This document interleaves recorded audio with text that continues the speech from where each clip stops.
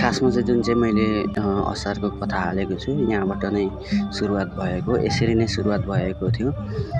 यो हाम्रो आफ्नै धान रोप्दाखेरि अचानक बनाउँदाखेरि कथाहरू याद आएर मैले सबै कथाहरू हालेको हो। तपाईँहरूलाई कस्तो लाग्यो, के लाग्यो प्रतिक्रिया पनि दिनुभएन, हेर्नुभएको छ थोरैले, तर सायद मलाई लाग्छ केही सेकेन्ड मात्रै हेर्नुभएको छ, 10 देखि 5 सेकेन्डसम्म हेर्नुभएको छ मेरो भिडियो।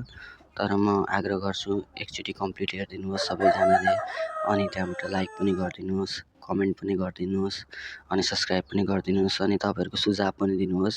त्यसो गर्दाखेरि मलाई अगाडि भिडियो बनाउनलाई एकदमै राम्रो हुन्छ, अनि त्यही अनुसारले म अगाडि बढ्दै जान्छु। यसरी मैले चाहिँ आफ्नो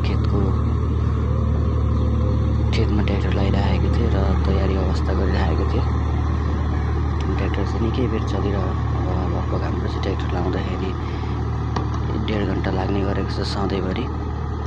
अनि त्यही अनुसारले ट्र्याक्टरमा रोटाभेटर फिट गरेर एकजना दाजुले जोतिदिइराख्नु भएको थियो र यसरी हाम्रो खेतलाई चाहिँ प्रिपेयर गरिँदै थियो धान लगाउनको लागि।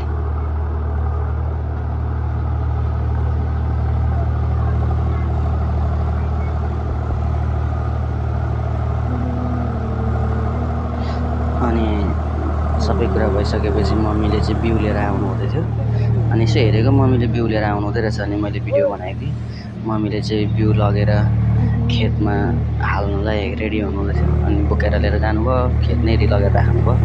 अनि भोलि बिहान चाहिँ मलाई ताकि सजिलो होस् सबैलाई एकदम खेतमा फिजाएर राखिदिनलाई भनेर मम्मीले ओसारिदिनु हुँदै थियो। म पनि ओसार्दै थिएँ, तर भिडियो बनाउँदाखेरि चाहिँ अब देखाउन पाइनँ। अनि त्यसपछि फेरि मैले खेतकै गहिराहरू देखाएँ तपाईँलाई। यसरी हामी जोतिरहेका थियौँ, सबैतिर मिलाउनु पऱ्यो, चारै कुना मिल्नु पऱ्यो होइन। खेतको अब स्टार्ट गरिसकेपछि धान रोप्नलाई धेरै मेहनत गर्नुपर्छ, चारै कुना मिल्नुपर्छ एकदम चडक्क परेर होइन, रोप्दाखेरि टक्क देखियोस्। यो चाहिँ म आफै काम गर्दा गर्दा गलेको अवस्था।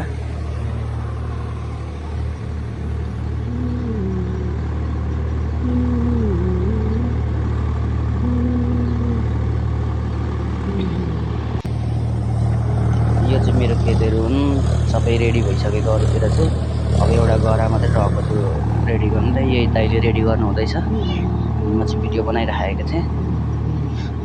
फोनको क्यामेरा पनि खासै राम्रो छैन, त्यही भएर त्यति राम्रो पनि आउँदैन। यतापट्टि चाहिँ हाम्रो बढी बिउ ओसार्दिन हुँदैछ डोकोमा। मलाई चाहिँ अलिक डोकोमा आउँदैन पारेर, ढिलो हुन्छ केटा यसरी ओसार्नुपर्छ छिट्टो हुन्छ भनेर। अनि उहाँले 2-3 डोको ओसारिदिनु भयो। त्यसपछि मैले आफै बोकेँ, तर मैले बोकेको चाहिँ कसैले नै भिडियो बनाइदिनु भएन, नभए म हाल्ने थिएँ। हाम्रो पल्लो घर बढी, छिमेकी बढी।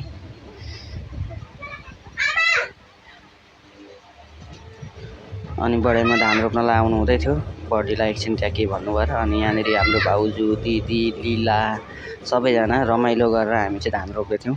हाम्रो मम्मी सबैजना हुनुहुन्थ्यो, गाउँको छरछिमेकीहरू। हामीहरूतिर चाहिँ यस्तो अर्मा परमा भनिन्छ होइन, त्यो परमा लगाउने चलन छ। यहाँ चाहिँ मेरो मम्मी र कान्छी बहिनी, अनि यता भाउजू, अनि अर्को पनि भाउजू, यसरी हामी चाहिँ मिलेर गाउँघर मिलेर गर्ने गरेको छ। तपाईँले कसरी गर्नुहुन्छ कमेन्टमा भन्नु होला। अनि हाम्रो भाउजू चाहिँ साह्रै रमाइलो हुनुहुन्छ, जतिखेरै नाच्नुहुन्छ। अनि गीत लगाएर एकछिन नाचियो र यो अन्तिममा है, यो चाहिँ हामीले सक्ने बेलामा यो बनाएको। यसरी हामीले रमाइलो गऱ्यौँ मैजारो। हाम्रो दिदी पनि कति मजाले नाचिराख्नु भएको छ हात हल्लाइ। तर हाम्रो भाउजू चाहिँ एकदमै सिपालु हुनुहुन्छ नाच्नलाई, एकदम रमाइलो हुनुहुन्छ।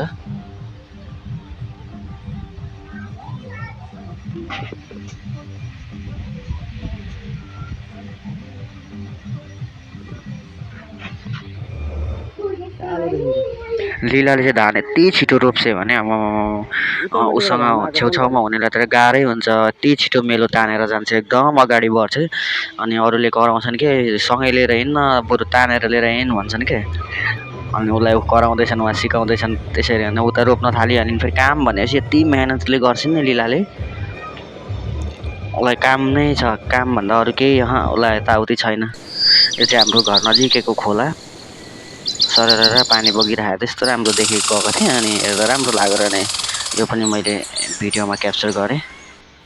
यतिमै मेरो भिडियो चाहिँ समाप्त गरेँ मैले। अनि